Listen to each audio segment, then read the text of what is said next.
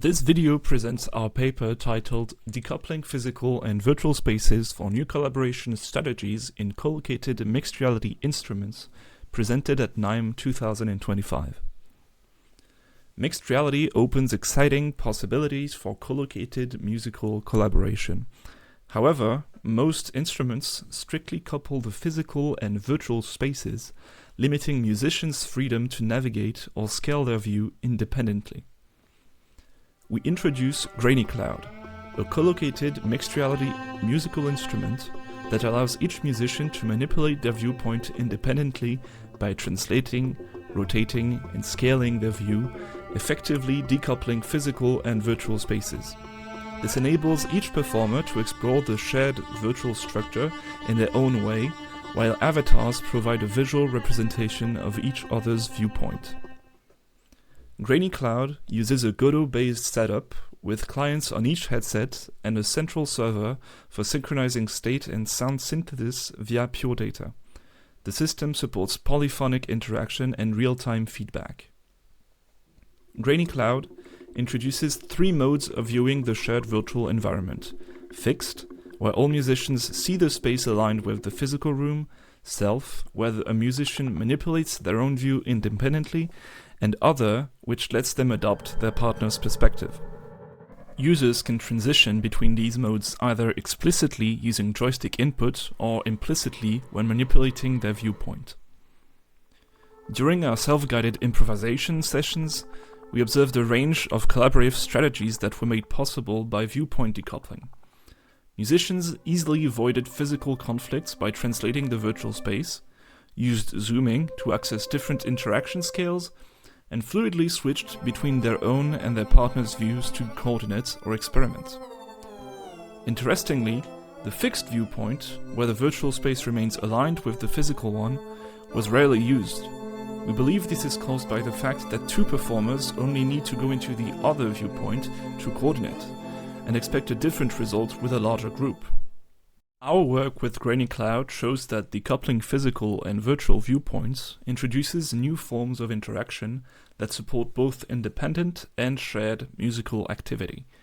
Ensuring awareness of others' perspective, especially when views diverge, is key to preserving collaboration.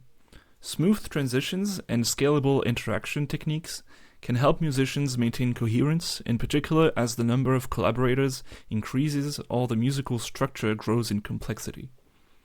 These insights open perspectives for designing future mixed reality instruments, especially those that value exploratory or improvisational practices. Further studies with diverse musicians and contexts will be important to fully understand how this approach shapes collective expression. Thank you for watching. For more details on Grainy Cloud and our findings, please check out our full paper.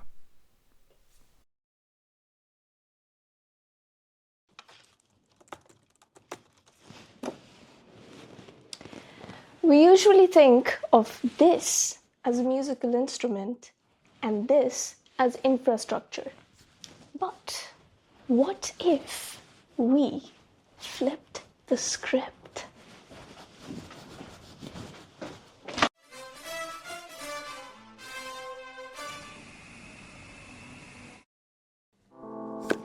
Hi, I'm Chad.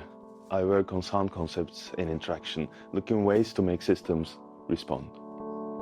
And I'm Johannes. I think every building should be creatively tinkered with by its users.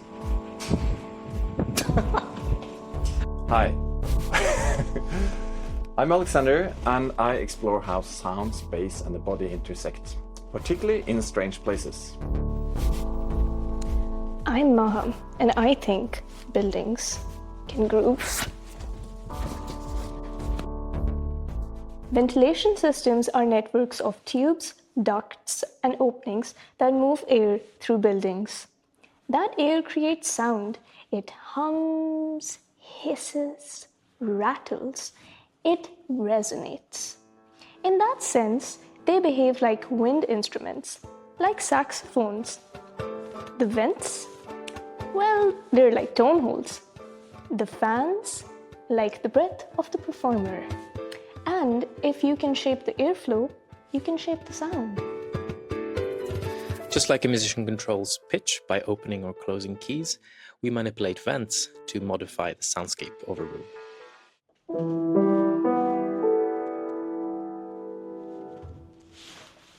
We asked, what if we could compose with ventilation, with small interventions that turn airflow into sound and interaction? We built an extended ventilation turned into a sound maze, which let the air pass through freely, just like before, but removing the sound entirely, turning it instead into a silent light installation. Even a piece of paper can become a filter or a mute. If you cover your ventilation here with this, and you can get this really nice whispering sound effects.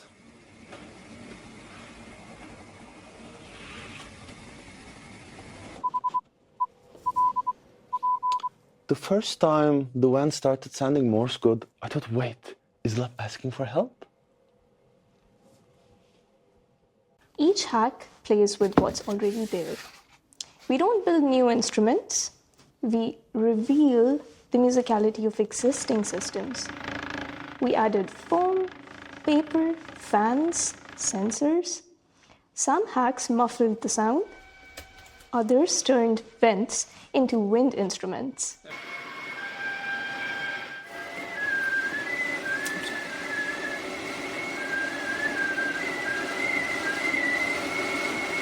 With a little code, airflow became expressive.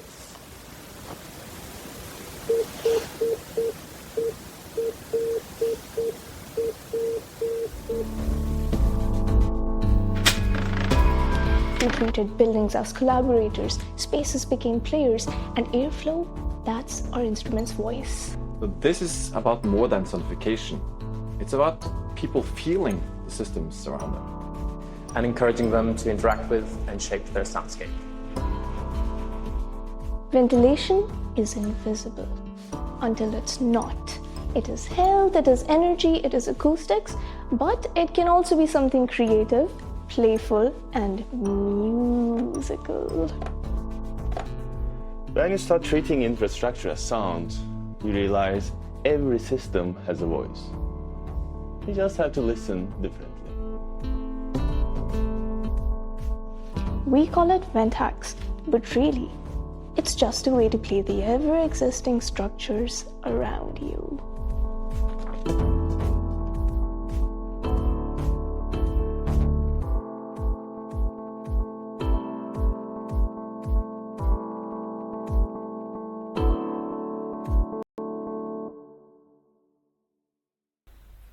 Hello and welcome.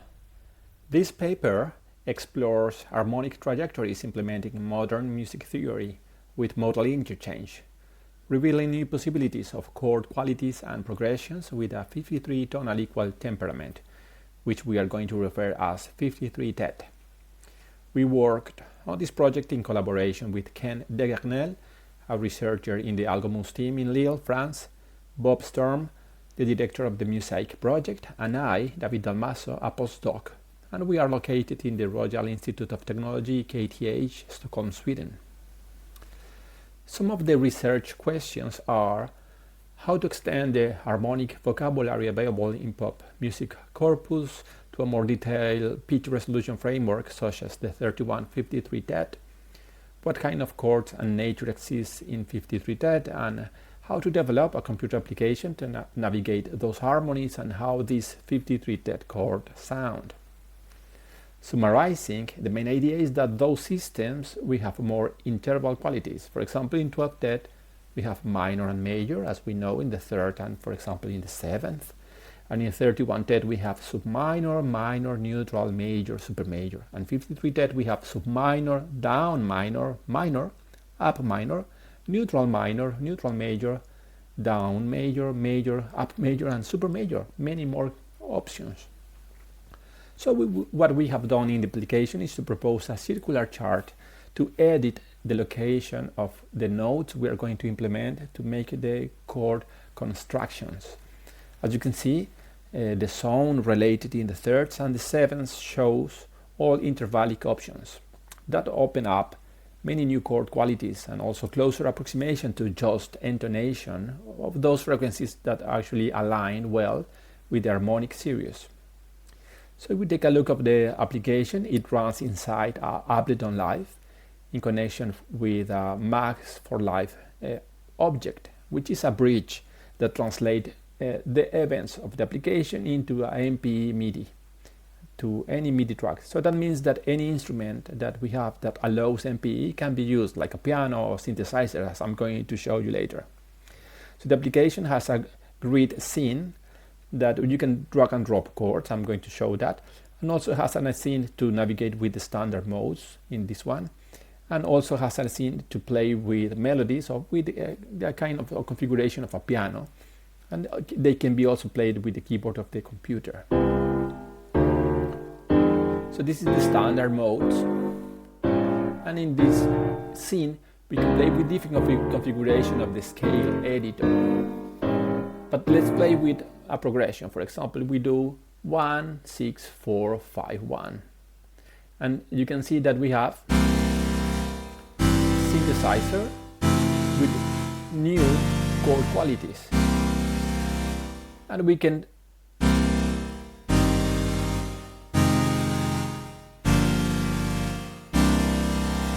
this is modal interchange, so we are using parallel modal interchange, in this case Phrygian. Now Aeolian.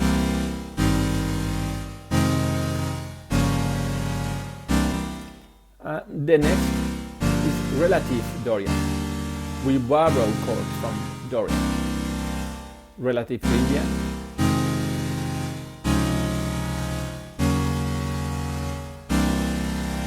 Relative Aeolian.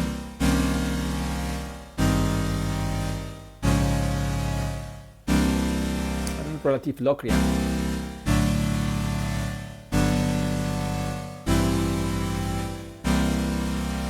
Every chord we click, actually we can edit the voicing.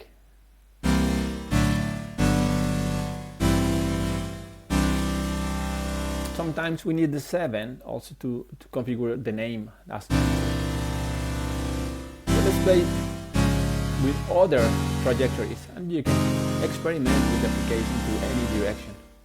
So for example, if we try a new color, neutral third and neutral 7th, that this position also creates different chord configuration, and we are going to do the same: 1, 6, 4, 5, 1.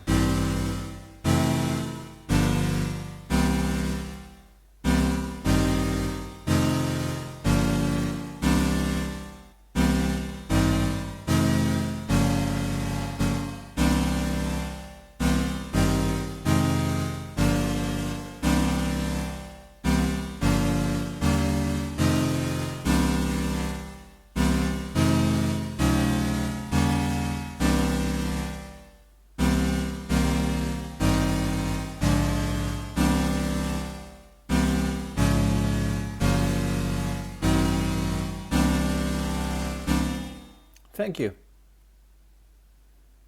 Creating a real-time responsive hand balancing interface with Hand CS by Linnea Kirby, Christiana Rose, Jeremy Cooperstock, and Marcella Wanderley. Hand CS is a new interdisciplinary interface for expression that utilizes micromovements within hand balancing to generate music and light. Hand CS was initially developed as an extension of Hand, haptics-assisted inversion device, a pedagogical tool by Linnea Kirby for learning handstands. We wanted to highlight the effort that goes and nuance required to perform a handstand to audience members. We wanted to create intrinsic links between performer, sound, light, space, and audience. We also wanted to design an interface that was safe for the performer to use and wouldn't impede their movement. Hand CS embodies our personal motivation and interest in making the ordinary extraordinary through clever, subtle, and deliberate attention to the integration of movement, music, interactive technology, and light. The mat used is the Sensing Text pressure mat. The mat feels similar to a yoga mat, which is a common hand balancing surface. The sensing area is 480 millimeters by 480 millimeters and contains a 48 by 48 array of pressure sensors. Each sensor is 6 millimeters in diameter with a 10 millimeter sensor element resolution. The base software takes the raw pressure data from the sensing text mat as input. It then uses a k-means clustering algorithm to determine the two hand clusters. Once the hand clusters are determined, the centers of pressure are calculated, both within each hand as well as between hands. Because this software was adapted from a pedagogical tool, it also calculates the ideal between-hand center of pressure and finds the correction vector from the current to the ideal center of pressure. HandCS also keeps track of the 4 points containing the maximum and minimum X and Y values for each hand. In this initial version, there are two primary sound modules. The Plink module generates digital percussive tones that are then enriched with delay and reverb. The pitch and time stretch module dynamically manipulates pre-composed material, controlling 4 sound files that weave percussive, melodic, and harmonic elements crafted from metal, wood, and electric organ recordings. The maximum and minimum values from each hand are used to control the playback, pitch, and time stretch parameters of the pre-composed materials. The correction vector for the hand's balance dynamically adjusts stereo panning, ensuring that subtle shifts in pressure are felt spatially too. Preset thresholds within the sensor range trigger the percussive tones, symbolizing the continuous effort behind every balancing moment. This design not only allows performers to actively sculpt the soundscape, but also lets the system run autonomously, reinforcing a dynamic, symbiotic relationship between movement and sound. In addition to sonifying pressure, we wanted to expose some of the muscle micro-adjustments required to maintain balance. We created a pair of sleeves that convert muscle activity into light. The MyoAware muscle sensors use surface electromyography to monitor changes in electrical activity of a target muscle group. The electrical signals are transformed into a visual representation on an LED display. The intensity of the lights on the display directly correlate to the intensity of the muscle activity. To activate a muscle group, such as when flexing the wrist, significant electrical activity is produced. Consequently, the LED display produces intense light. To maintain such a position, electrical activity is still generated, though the intensity is reduced, which is reflected on the LED display.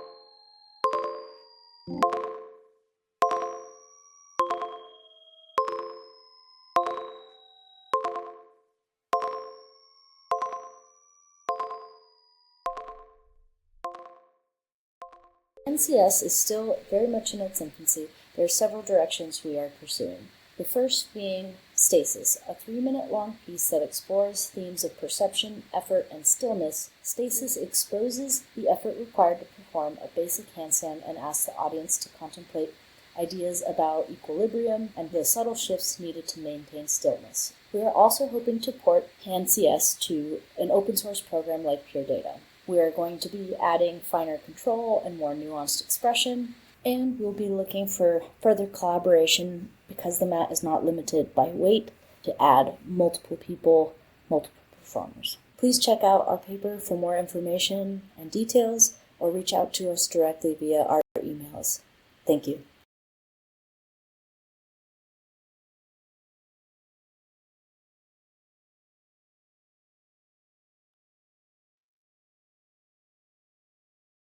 Hello, everyone. My name is Yue Wang. I'm a second-year doctoral student in composition at the Université de Montréal. Hello, everyone. My name is Meilin Wu. I'm a doctoral student in composition at McGill University. We're very happy here to share our project, exploring musical creation through brain-body digital musical instrument. We'll introduce our project in 5 parts. First part, the goal of the project. Second part, the system structure.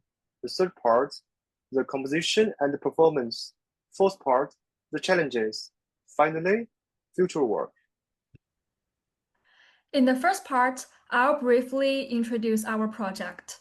We use brain-body digital musical instrument, or BBDMI for short.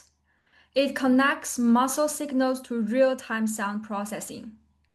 In the past decade, many studies have looked at how these signals work in music. Our goal is to build a system that let us compose and perform music live. We use piano, flute, and shakuhachi to show how muscle signals can shape sound in performance. About the second part, let's move to the system structure. In this project, we use a Pitalino drive to capture AMG signal from the performer. The signal are sent via Bluetooth to Mac AMG on a PC, where they are adjusting the turn into OSG signal. These signals are then sent to a Mac, where a Mac's MSP patch using the BBDMI package receives them and maps them to sound parameters for real-time audio processing. Let's move to the third part. In this project, we balance both the creative and technical aspects. The technology inspired the composer, and the composer's feedback helped improve the system. The two parts influenced and supported each other throughout the project. Here is the music created using this system. It's a piece for shakuhachi and electronics. In the performance, the left arm of the performer controls the granular size. The stronger the signal, the larger the green size. The right arm controls the panning of the sound. Weaker signal shifts the sound to the left. Stronger signal move it to the right. Let's listen to the music.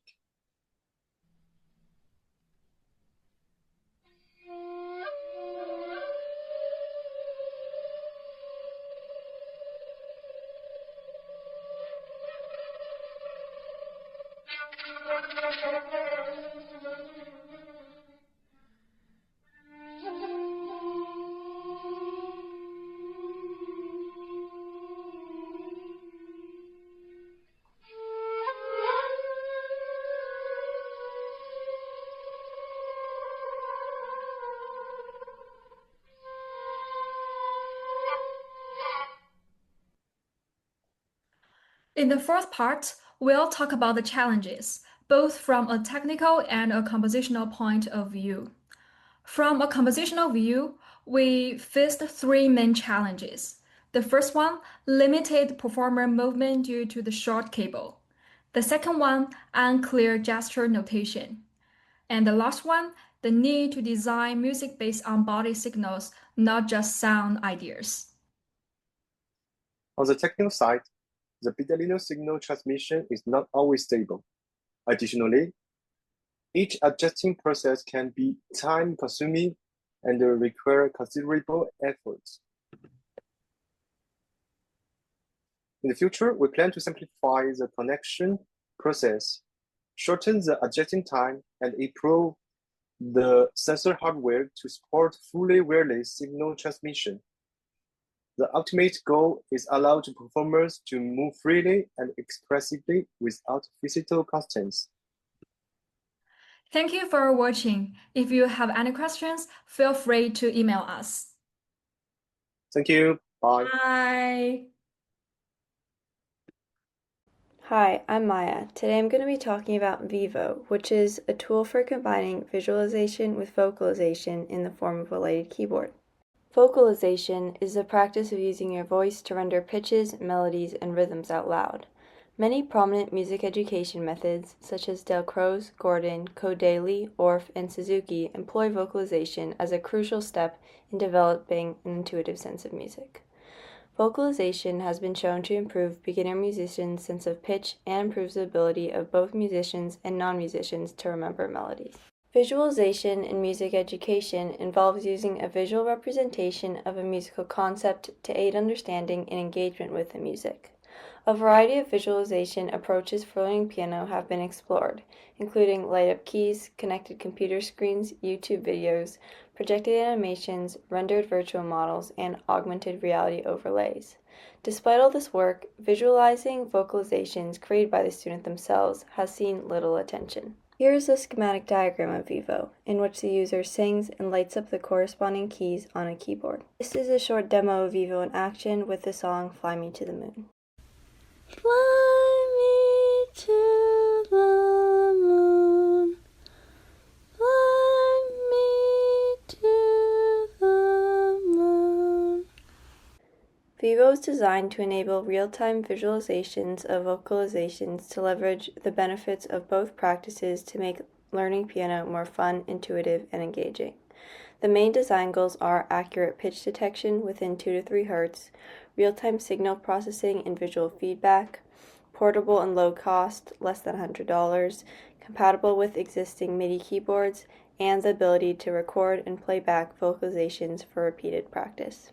The system has 2 modes of operation, real-time mode and practice mode. The input is determined by the mixer. In real-time mode, user vocalizations are processed from the live microphone input. Note onsets and pitches are extracted from the input audio, and corresponding pitches on the keyboard are illuminated in real time. For practice mode, recordings are played on demand with associated pitches concurrently illuminated. A bandpass filter is used for both modes to filter out background noise and target the human singing range, which is contained within the 130 to 2000 Hz range. Here are the first 4 notes of the song Autumn Leaves. You can see that the vocalists often bend into notes, and that the variation of the vocalist while singing a note is larger than the algorithmic variation. This diagram shows that the yin and FFT compare well to the crepe algorithm, as both vertical edges of the rectangle are thresholds for another note. In conclusion, Vivo works and meets all of the design goals. The yin and FFT algorithms compare well with crepe, which is the industry standard, and the variation in singing at the start of notes was the largest source of error. In the future, Vivo could be expanded to support simple polyphonic input, which would enable visualization of inputs beyond user vocalization, to include content such as recorded music or online music lesson videos. Vivo could also be used for other instruments like the guitar, through a lighted fretboard, or even offer an intuitive route to learn novel musical interfaces that have uncommon pitch layouts, such as the Linstrument, which has both MIDI-controlled lighted keys and a layout unfamiliar to most musicians. Thank you so much for watching.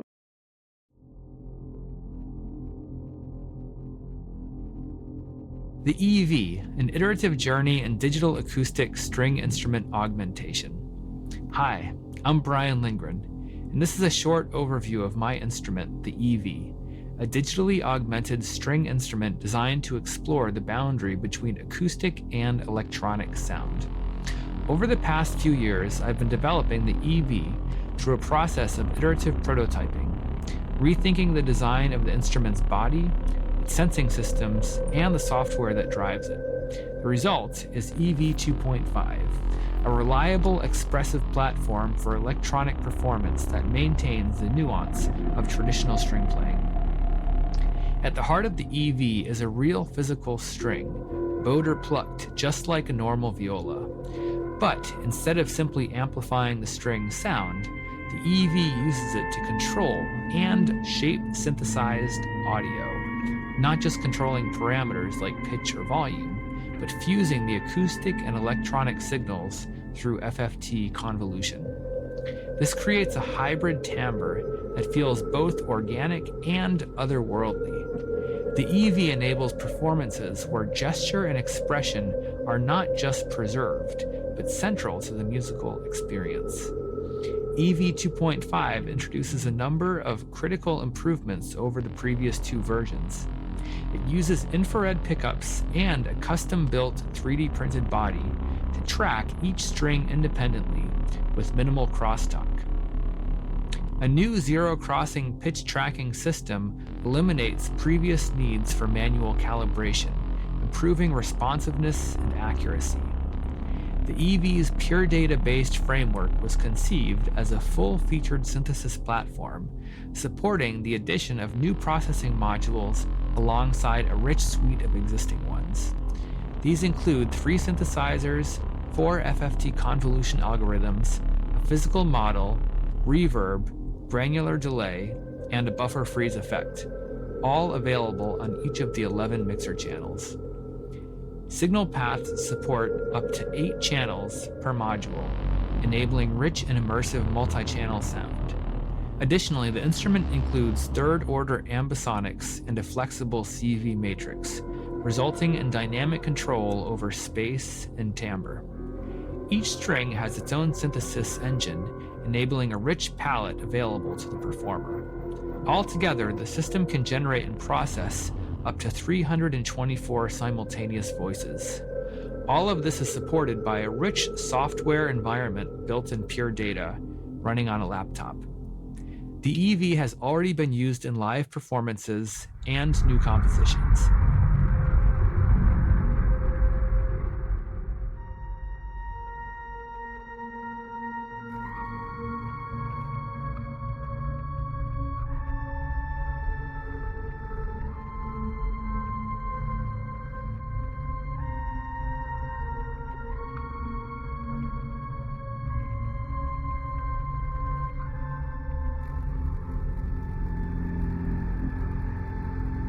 It's also been adapted as a live processor for other ensembles, extending its possibilities beyond solo string performance.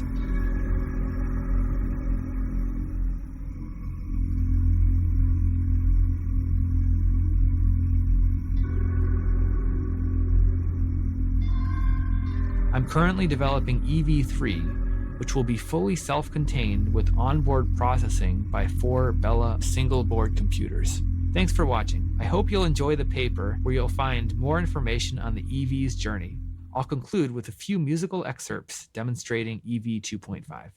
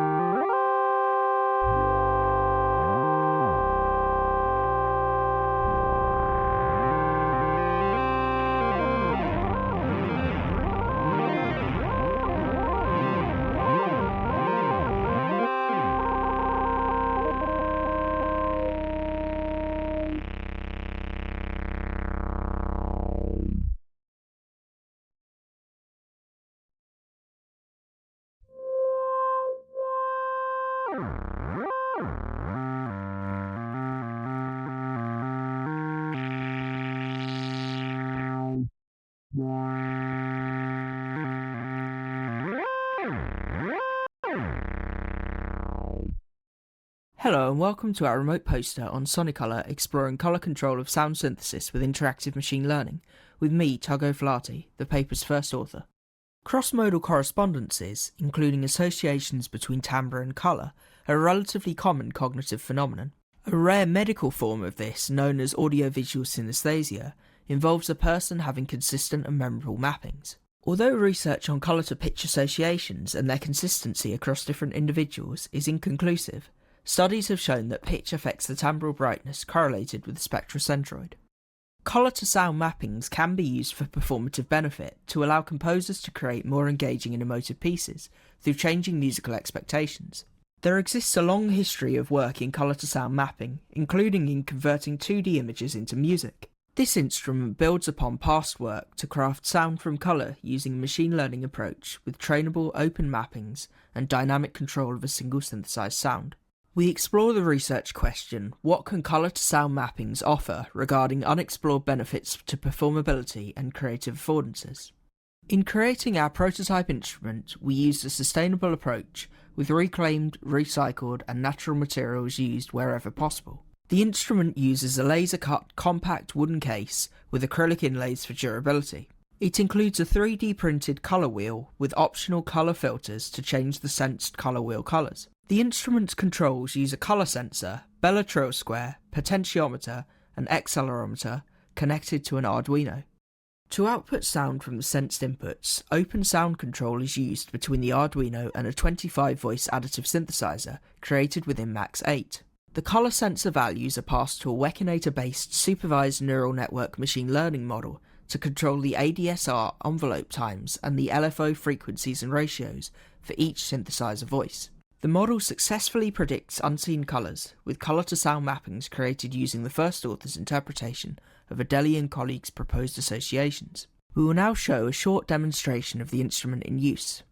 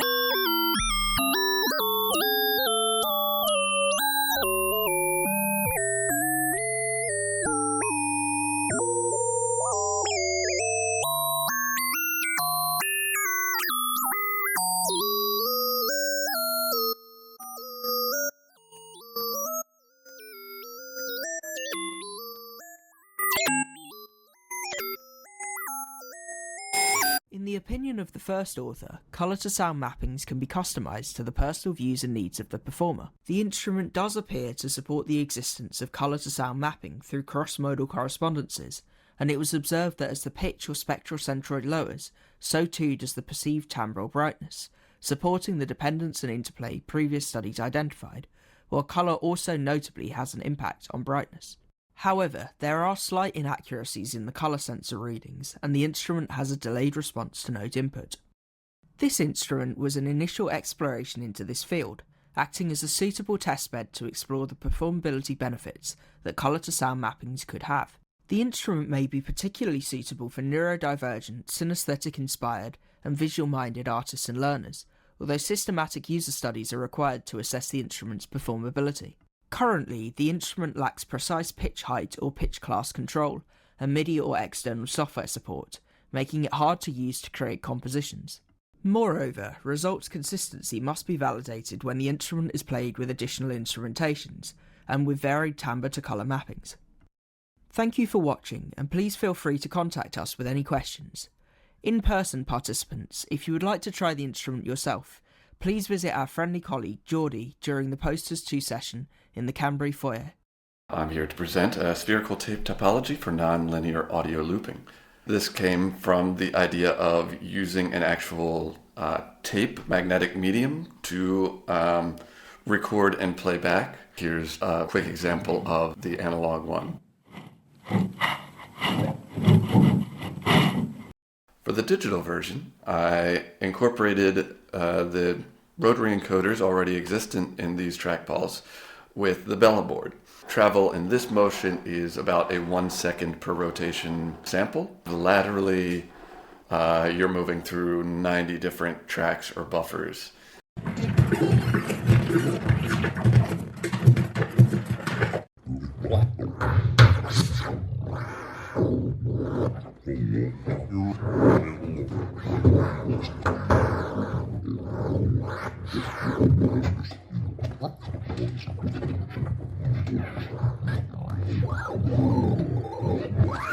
Sadly, I cannot present other samples at this time because I managed to fry my Bella board. But what I'm going to do now is explain some of the performative possibilities and demonstrate the physical interactions. The size and mass of the trackballs really has a comfortable feel. These have a mass and an inertia, and so if you want to, you can send them spinning, which honestly just sounds like you would expect, but more like even just when you're using it in a slower pace, especially with two hands. There's just a very comfortable interaction that comes out of these spheres.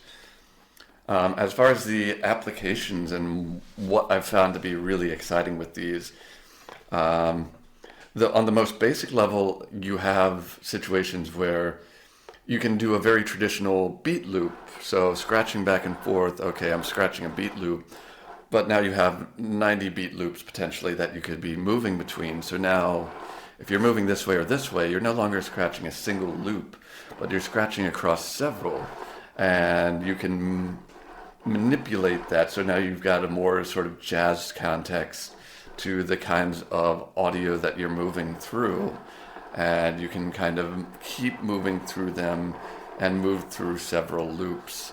If you put those loops out of sync, then you can do even more crazy ideas with them. Similarly, if you have vocals, as you're moving through a vocal track, now you've got sort of something that sounds like speech but isn't, a kind of glossolalia, speaking in tongues kind of situation. Like, you don't have anymore just this linear, here's someone speaking, here's a loop, and here's how it scratches forwards and backwards. Similarly, when you're scrubbing audio that is also recording, so as you're manipulating here, there's a theoretical play head here and a theoretical record head over here. So as you're manipulating the playback, you're getting very weird situations that are also recording. And if you move around to the now recorded area and are doing those same motions with the playback, especially with very subtle motions, you get some really interesting, surreal, mixed up messes of audio that are kind of hard to comprehend as far as what they were in the first place and what they are now.